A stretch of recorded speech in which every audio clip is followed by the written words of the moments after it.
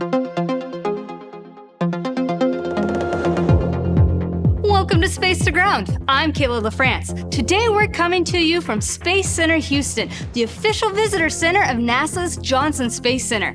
And this is America, the command module for Apollo 17. We have ignition, 2, 1, 0. We have a liftoff. We have a liftoff, and it's lighting up. This week, we are celebrating the 50th anniversary of the Apollo 17 mission, the last human mission to the moon, and the splashdown of Artemis 1, marking the beginning of NASA's commitment to return humankind to the moon and on to Mars. Splashdown. From Tranquility Base to Taurus Littrow to the tranquil waters of the Pacific, the latest chapter of NASA's journey to the moon comes to a close. This weekend, the Artemis 1 mission came to a successful close when the Orion capsule splashed down in the Pacific Ocean off the Baja coast near Guadalupe Island. During its 25-and-a-half-day mission, the Orion spacecraft traveled over 1.4 million miles. After its journey around the moon was concluded, the vehicle headed home where it reached re-entry speeds of 24,500 miles per hour. That's Mach 32. And liftoff of Artemis 1. We rise together, back to the moon and beyond.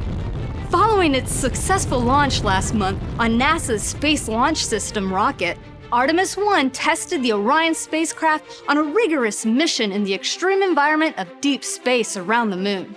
This mission was a critical step before flying astronauts on Artemis 2 in 2024. On Wednesday, December 14th, an external leak was detected from the Roscosmos Soyuz MS-22 spacecraft docked at the Rosvet module on the International Space Station. The Roscosmos mission control team in Moscow decided to postpone the spacewalk by cosmonauts that was planned for Wednesday evening in order to evaluate the situation and data from the Soyuz spacecraft. The crew members aboard the space station were not in any danger during the leak and are conducting normal operations. The external radiator cooling loop of the Soyuz is a suspected leak source. Specialists on the ground are working on plans for a robotic survey of the Soyuz spacecraft.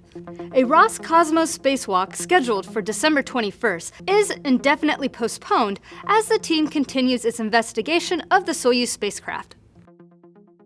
Also this week, NASA astronauts Josh Cassada and Frank Rubio are preparing for their next DVA.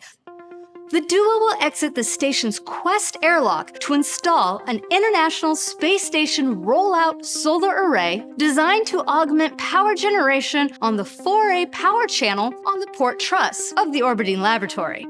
This will be the fourth of 6 IROSAs to be installed.